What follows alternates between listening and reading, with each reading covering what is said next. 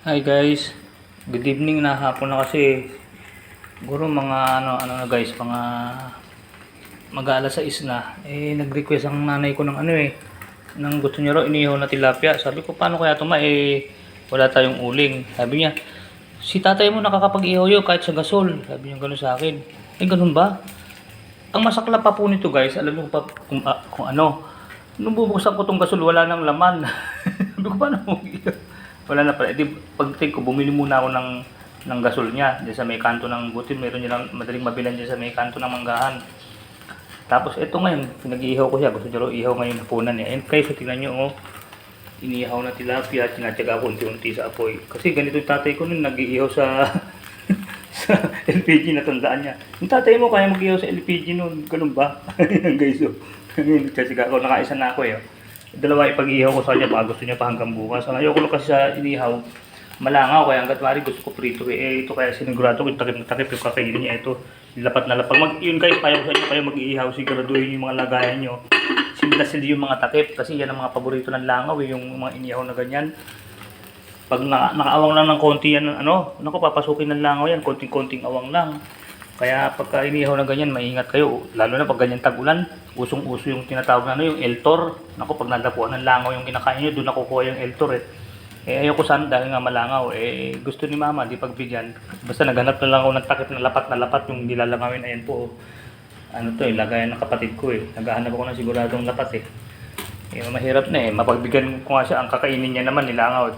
Kagaya niya, may langaw nakatapo May pakubugaw ng bugaw dyan. Sinaamoy nila yung iniihaw ko Ayan guys, tingnan nyo napapasupa-so nga ako Yan, unti-unti ko na lang para hindi. Pero siyempre kailangan to, medyo susunugin mo ng konti yung kaliskis nito para Pero ako guys, kung masusunod pag ako nag-iihaw, ang gusto ko lang dyan yung pumupula. Kaya lang hindi mo magagawa sa apoy yun magagawa mo lang yun sa tunay na uling. Pag dito talaga sunog dahil apoy direct wala tama, ganun talaga Kaya inuunti-unti ko na lang. Siguro magte 30 minutes na ako nag-iihaw, nakakaisa pa lang ako. Ayun guys ayun, may isa na siya. Etong dalawa hindi ko na iihaw to, ipipirito ko na lang yan. Ako tama kasi na sa kanya hanggang bukas yan. Hina lang naman kumain ng mama ko, tsaka baka ito na lang din ang yun ko. Kumuha na lang ako ng konti rito, hati na kami rito. Kaya dalawa ko, baka gusto niya pa hanggang bukas hindi niya naman mauubos yung dalawa ngayon. Kahit dalawa kami rito, may matitira pa rin dito, may almusal pa rin. Pero bukas ang gusto niya ro sinangag Bahala na kung iluluto ko sa kanya bukas. Ayan, pinag-iihaw ko siya. Tapos maglaga daw ako ng talbos.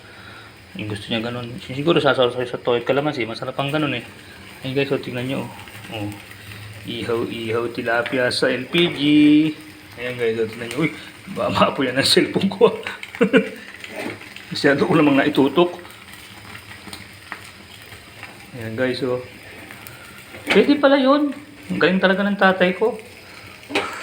Naalala ng mama ko, tatay mo nakakapag-ihaw sa LPG, kaya mo yan sabi ko, sige. Sabi ko, baka lumasa yun hindi raw. Sige, kako. Hindi naman daw lalasa. Yan guys, yan. Yan, nandito ko sa kusina ng kapatid ko. Ando doon siya sa salas, doon sa loob. Nandito po, nag-iihaw. Yan. Uy, makasunog na. Masilip nga. Ayun, konti na lang to. Pipiliin ko na to. Konti na lang. Hinaan ko lang ang apoy para hindi nabibigla pala. Ayan. Tapos naghanap pa ako ng ang matindi, naghanap pa ako ng parilya na to. Halos nahalughog ko itong bahay ng kapatid ko sa likod. Siyempre, hindi naman ganun. Hindi ko naman bahay doon. Hindi ko kabisado ko saan makalagay yung mga gamit dito. Naghanap ako ng pagpapatungan yung parilya. Kasi alam ko, ang huling gumamit nito yung kapatid kong babae. Nung nag-ihaw sila ng nung barilyete. Hirapan pa ako maghanap ng parilya. Umaambon-ambon pa kanina. Umuulan-ulan pa kanina. Sabi ko, pambihira. Kaya lang, siyempre, parang pagbigyan ng ating nanay. Tatawa lang ako kung naiisip ko inihaw in the middle of the rain pagkatapos wala namang uling. iniyaw sa LPG, mairaos lang.